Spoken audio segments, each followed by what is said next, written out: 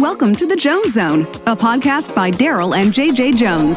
Hello, everybody. Welcome to another episode of the Jones Zone. Today, we are blessed with the presence of Ryan Mendoza. I met Ryan a few months ago at a function. He does home care, and in my personal life, I've had to, with my family, not my direct family, but my family, we've had to delve into this topic because, and it's it seems like a necessity. I have an uncle that has needed it, and it was costing a fortune for this, and I know that it's a really growing trend. So, you know what, Ryan, tell us a little about what's the name of your company, and tell us more about what you do. The company that I am working with is called Magnificare LLC, In-Home Care Services. So basically, we are a company. We are a state licensed home care that provides caregivers to people's homes, so that if they need help, so that they can stay safely in their house. We provide caregivers going to their house and help them with their ADLs, assistance in daily living, and to make sure that that they have a quality day every day. Forgive me. What is ADL? I always like to dumb it down, the acronym. What's ADL? Yeah, ADL stands for activities of daily living, such as bathing, dressing, grooming, transferring, or mobility, just walking. Those are ADLs, the basic 5 ADL. Yeah. And how long have you been doing this? I had been in the home care industry since 2000. So that was 24 years ago. 25. 25. Yeah, it's 2025 already. Happy New Year. Well, and so it's kind of a labor of love for you, I'm guessing. It has been, 25 years. I've seen a lot of family dynamics.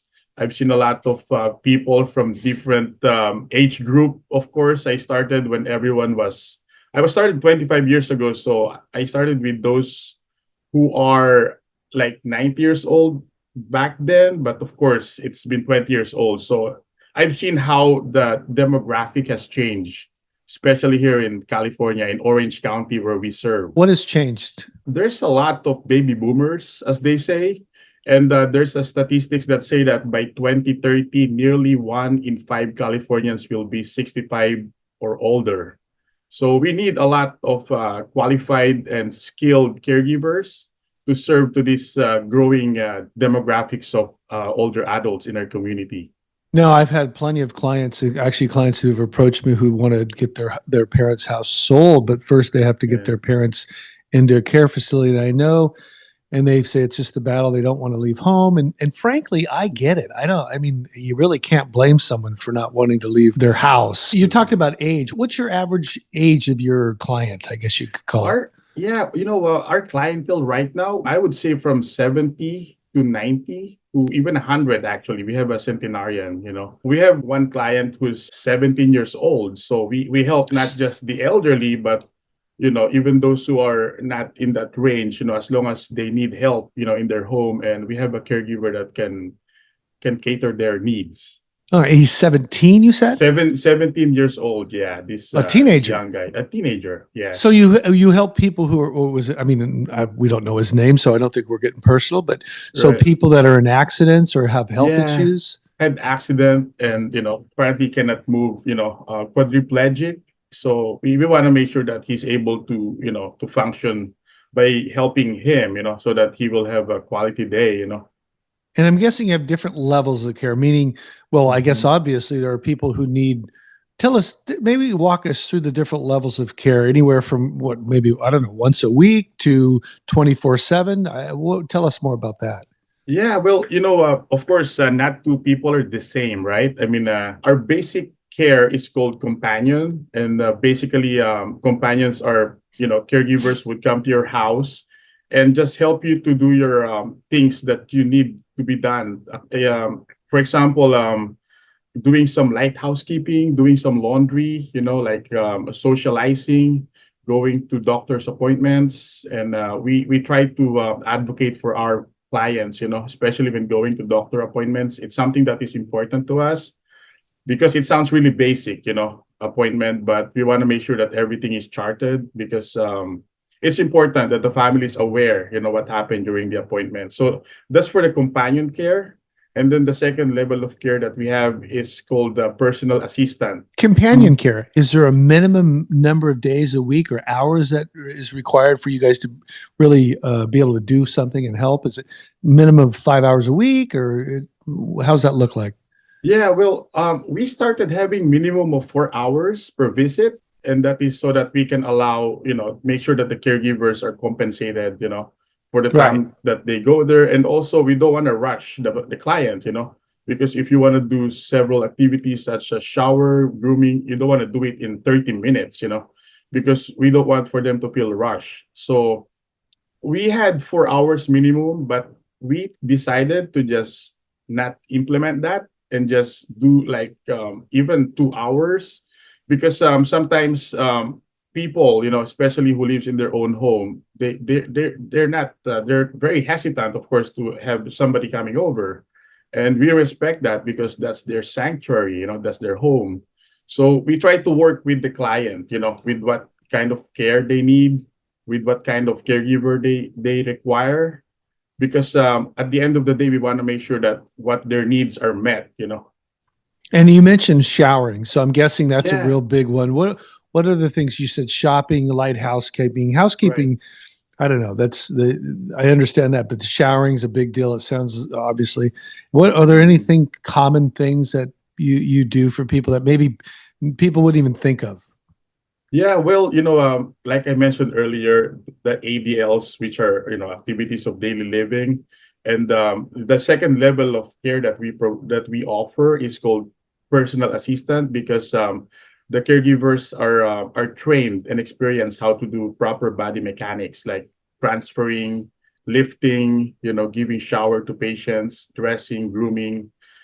So those are basically a lot of people, they cannot do that on their own. But as much as we can, we tell our caregivers to just allow them to do things on their own. Like if they need to shower, just make sure that they're safe, because in a way it kind of allows them to remain that dignity of oneself.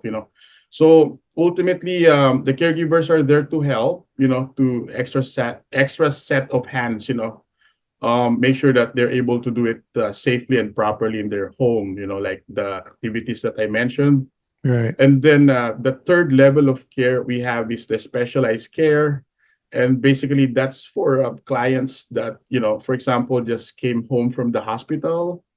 Of course, I need to remind you that we are non-medical home care, so we don't touch any open wounds. But there are nurses who can do that, but we try to make sure that they are safe in their house. So another special case, for specialized services that we offer are for dementia patients, and also for Parkinson's patients, because they require especially trained caregivers, because you want to make sure that the right caregiver is there for the right disease that is present. Otherwise, it's not gonna work out. No, that makes sense. And so you guys don't do therapy. So you don't do any physical therapy. You're just We there basically for. Go ahead. I'm sorry. Yeah, no, it's okay. I mean, I really believe that, you have to continue moving, especially when you get that age, 65 and over, or you have to constantly have a routine, of some sort of walking or exercise. So our caregivers are not physical therapies, we do not design any exercises, but we can help to do that exercises routinely every day. So the PT will design the exercises The and PT. physical therapies or Okay. occupational therapies, and Okay. we are there to help the patient to do it in a daily basis, because usually PTs or OTs, they come like maybe once or twice a week. So there are gaps, there are days that they're not there. That's when our caregivers help them to do the exercises. Well, that makes sense. And then Yeah. you cover all of Orange County. Yeah, we cover North Orange County and South Orange County. So we have clientels. Basically, it's really is a word of mouth for us. Because we are homegrown home care. We're not franchise. So basically, how we get our clients is from those clients that we have worked with in the past, and they give our number. That's how we get to scope North and South Orange County area. referrals. And what kind Yeah. of are there any licenses that you need to have that one must have? Yes, absolutely. The state of California, the CDSS, you have to have your HCO license, which is Home Care Organization license. So it has to be renewed every 2 years. And there's a lot of rules, that you have to make sure that you pass. So we are very rigorous, to make sure that all those are requirements, are met every year. How do you go about hiring and vetting these caregivers that work for you? It's a really good question. First of all, me being in the industry for 25 years, I have worked with so many caregivers. It's almost like generational in a way. So first thing I really wanted to hire are people that I know personally, or people that someone I know and I trust, are referred to me. But of course, I'm open to hire anyone, but not just anyone. I want to make sure that they are at least 5 years of caregiving, direct patient care experience, because at the end of the day, it's something that is important, that they have the heart, to care for someone who is in need. You cannot teach that. You cannot train a person to be caring or compassionate. It's just something that they have it, in them. So to answer your question, with the kind of people that we bring into the business, because like I said earlier, these people goes into people's homes, which is very personal. So I am responsible to make sure that everything will be okay when they are in our clients' houses. And do you have people who work for that specialize for specific things, or are they pretty much well-rounded with everything? So, for example, you mentioned, I think, Parkinson's and Alzheimer's Yeah. and maybe accidents and things. Mm. Do you kind of cater to specific needs with a specific caretaker? Right, we do, because it's very important that the right caregiver is working for the right case. Because, for example, if someone is quadriplegic and requires some lifting, first of all, I want to make sure that everything is in place in the house, like all the safety. We do safety checks, before we start the care. Walk us through the Okay, safety checks. okay. What are you checking We specifically? check the bathroom, for example. We want to make sure that there are handlebars. We want to make sure that there's a shower chair and a handheld shower, just and make sure that there's no um nothing that will make them fall, during Trip shower hazards, trip. or Yeah, yeah. exactly. Yeah. Or the lights, we want to make sure that everything is well lit, especially at night. And for the bed, we want to make sure it's the proper height, and as much as possible, definitely we want to have like a side rail, just for their safety. And the kitchen, any fire hazards, all those kind of stuff, any materials that are poisonous, we don't want it around, especially with caring for dementia patients. We just wanted to create a home that is safe. So that's how we do it. We have a case manager to go to their homes and assess the patient. It's important for us to meet the patient and get to know them. What are their needs? How are they like, personality wise? Because at the end of the day, like I said earlier, the right patient, the right caregiver has to be working for the right patient.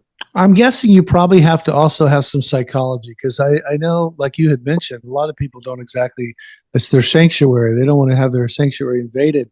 So you really Yeah, have to get some mental toughness and yeah. know how to deal, I'm guessing, some cantankerous people sometimes. Do you have any good stories? Because again, these are all Oh anonymous. So gosh, yeah. this Well, is, yeah, let's see. I want to tell you one funny story is I met this couple. This was way back in 2005, I would say. They're very they're not very sure that they're actually getting old. So the wife was telling me, like a story that when they were younger, they like to dress to impress, especially when they go on a cruise or whenever they go fly, they always dress to impress.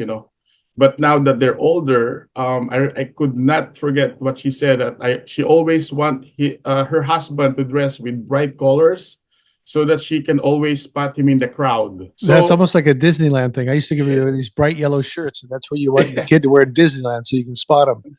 exactly in the crowd. So a lot of them, of course, it's a very delicate, topic, like having help in your house.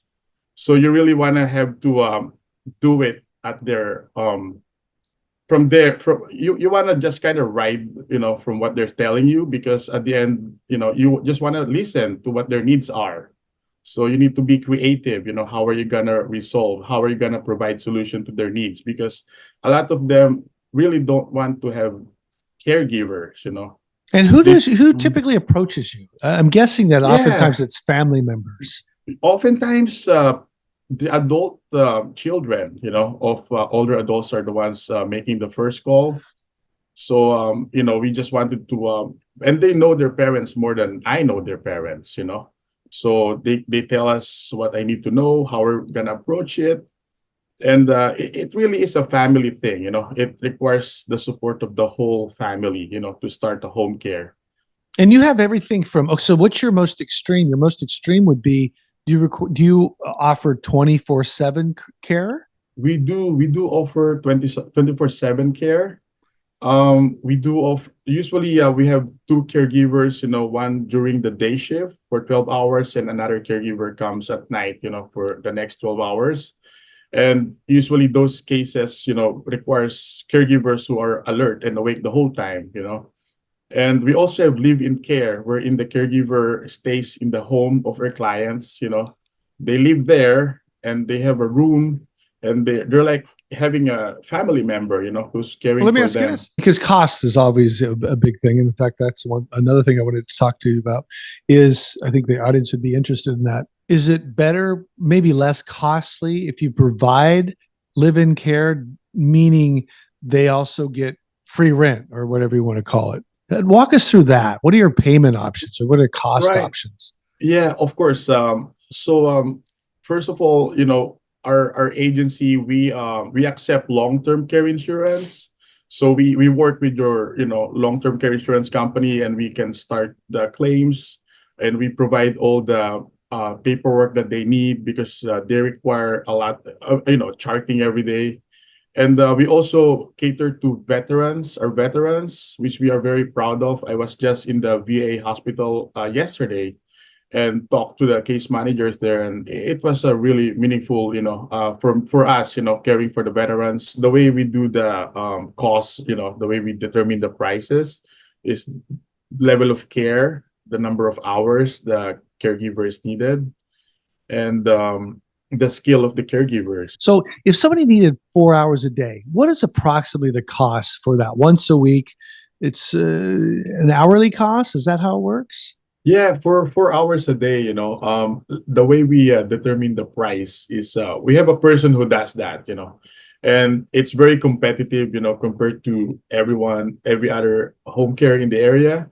It depends on the level of care of the patient and then the number of hours that is required for the caregiver to be with the client.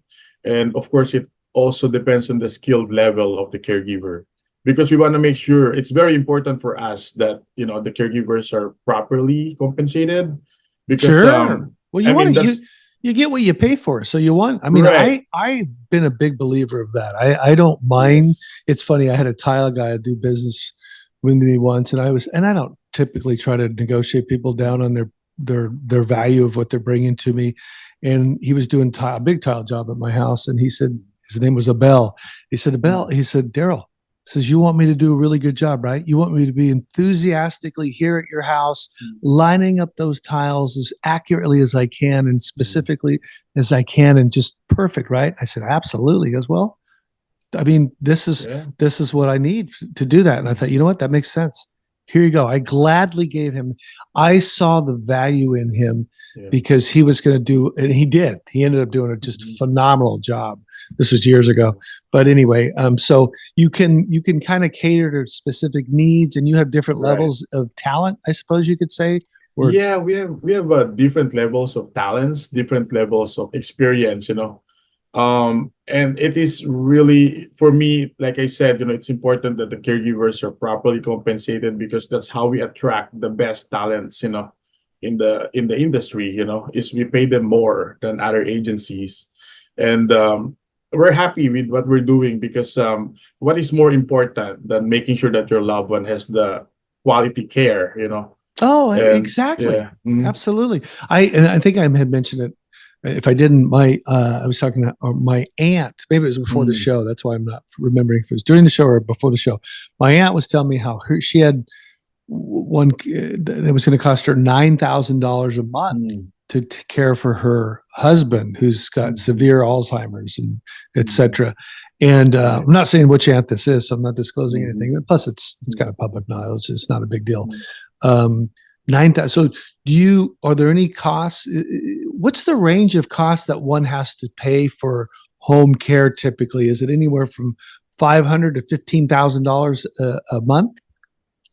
I would say, like, it depends on the number of hours that is required, because as much as possible, if the family members can help with their loved ones, the better, because no other caregiver can do that. They know their family better. But for us, I would say, like, as I mentioned, it depends on how much care, the patient needs. And I would say that it can be like 4 hours a week, maybe like a couple of hundreds, maybe $100 per week, up to if it's 24/7, it could be like 25 to 30,000 a month. Yeah. And we try everything that we can, to help the patient to find alternatives to paying before they pay out of their own pocket. And we see if they have long-term care insurance. We see if they are veterans. So any of those avenues we try to use before they can use, before they use their own finances, their money. I was thinking to myself though, Mm. that being that if someone's going to move in there, Mm. you get room and board. There's potential because I'm guessing that a lot of my Mm. listeners are probably thinking to myself, "Gosh, my mom and dad need care." In fact, I even had a client Okay. that had he his dad needed to be watched, and so he Mm. had a nurse move into the house, and it was kind of exchange. It wasn't full-time care. It was just he Mhm. needed someone. He wanted someone living with his dad that could keep an eye on him. So he said, "Look, instead of paying rent, I'm going to give you a room for free. You can Mhm. live there for free." And so it Mhm. worked out kind of nicely. I was just curious on if there's any benefit for people who are thinking, boy, my mom and dad need care. My mom needs Mhm. care. Right. It's a 4-bedroom house. She's the only one living there. If they Mm. were to come to you and say, hey, do you have anybody that, look, I'm willing to let them live there for free. Mhm. If that would be something, a win-win to where you guys still win, Mm. the Right. caretaker, and let's assume this person doesn't Mm. need 24-hour care. Mm. Maybe they just need to be watched or something. Right. Are there programs like that that you guys provide or Well, no? they are professional caregivers, and of course they have families too, and they would rather be home with their families than living with someone and at work. So I completely understand, that setup, but the caregivers are professional caregivers. They go to people's homes, work as live-in, and usually they stay, say, 3 days, 4 days, and then they go back to their homes. Okay. So there are several reasons why some patients prefer one caregiver, is so that there's not too many people coming in and out of the house, which is understandable, especially for patients that has cognitive impairment. I mean, that consistency of the caregiver is really important. It just helps them to be familiar with the same person. Yeah, And that makes sense. That makes sense. I was Mhm. just curious too. I had a Mhm. client once who had to watch his dad wasn't doing. He was okay. He didn't need 24/7 care. So he had actually had someone. It was a nurse and had exchanged, said, "Hey, you can move in with my dad, live there rent free, Mhm. and just keep an eye on him." And it's excuse me. It's interesting because he actually all that happened, and within a couple of years, unfortunately his father passed away, Mhm. and we had a heck of a time getting her out. And this is not somebody that works in your industry. This is Mhm. something. It was just something on the side that happened. So anybody who wants to do that, make sure you get a lease agreement signed. We thought that would be easy to get that person out, but because there wasn't a lease Mhm. agreement, they had to go through a lot more steps to get that person out. Okay, I'm sorry. I'm going way off topic right now. So let's get back to your services. How do you monitor and maintain quality control over the care provider? You hear stories about whatever. I mean, how do you do that?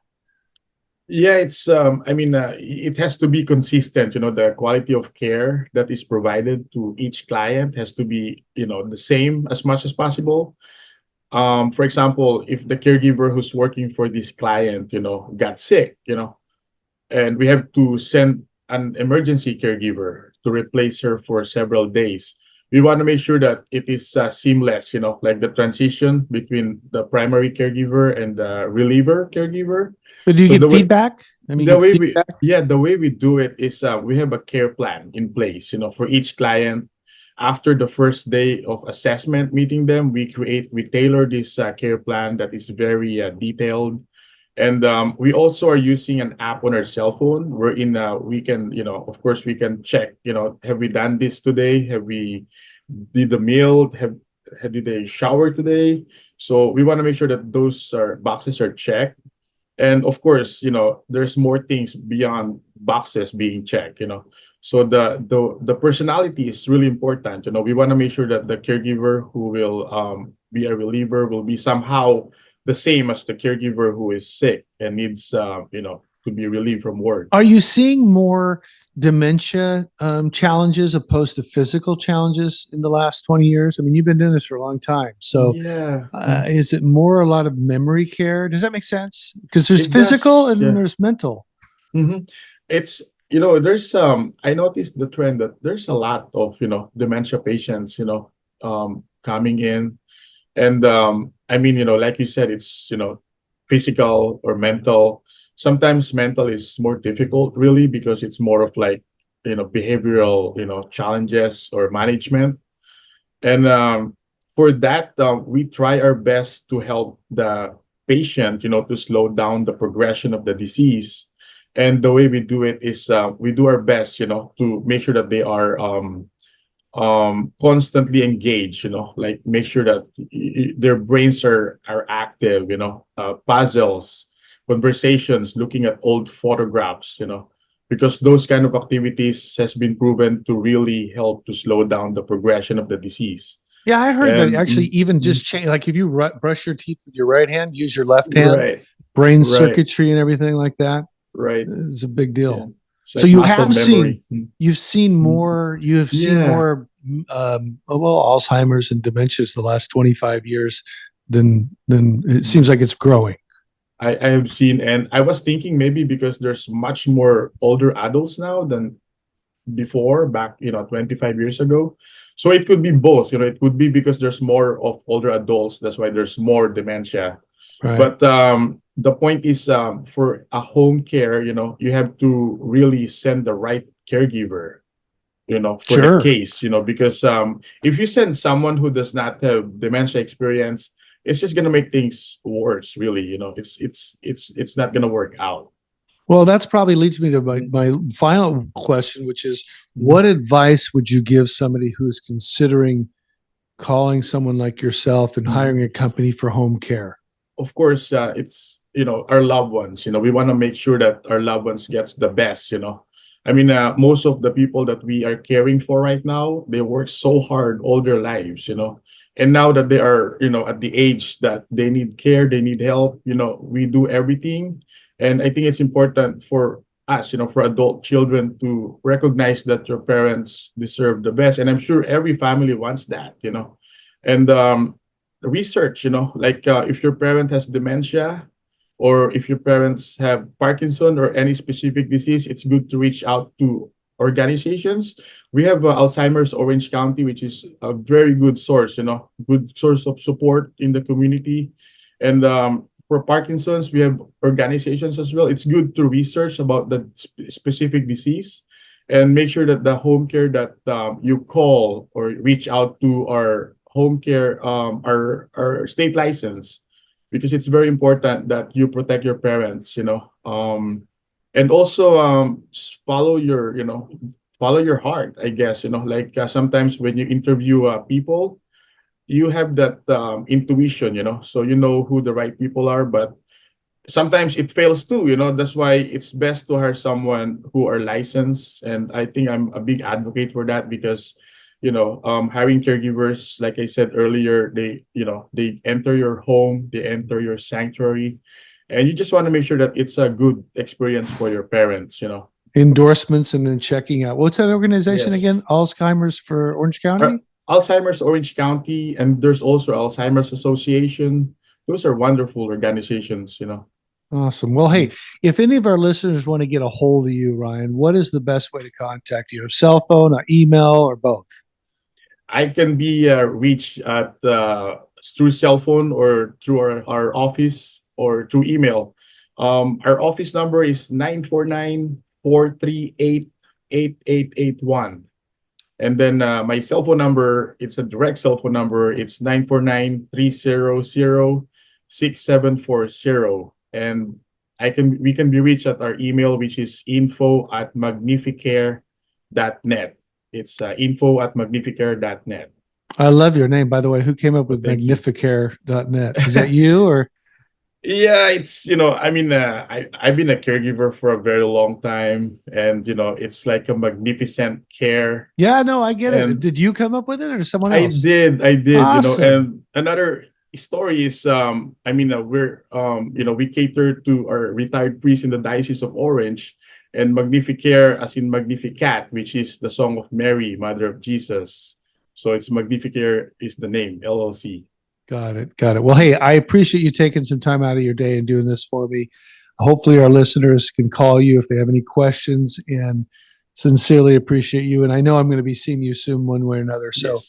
everybody, signing off of the Jones Zone. Thanks for listening. And please check out some other episodes we have too. Scroll down and look, and then we've got some good shows, and they're timeless. So again, Ryan, thank you. Take care now. Thank you so much, Darryl. Take care.